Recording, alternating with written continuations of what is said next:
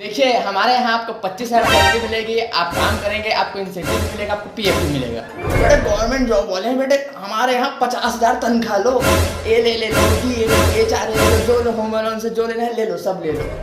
हाँ? चलो ठीक है, एक वीक में एक ऑफ भी ले लेना और एक हाफ डे भी ले लेना।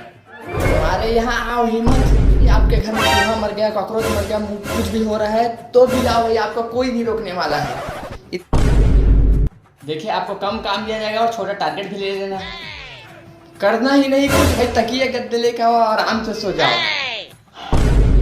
चलो ठीक है, हमारे यहाँ आपको स्टेटस मिलेगा। अथू अथू थू, स्टेटस की बात करो, हम स्टेटस देंगे आपको, भले टट्टी शकल हो आपके, लेकिन आपको जो है स्वयंवर कर सकते हो। 50 लाख का दहेज तो फिक्स है भाई साहब, आपको जो है टॉर्च लेके ढूंढते हुए आएंगे।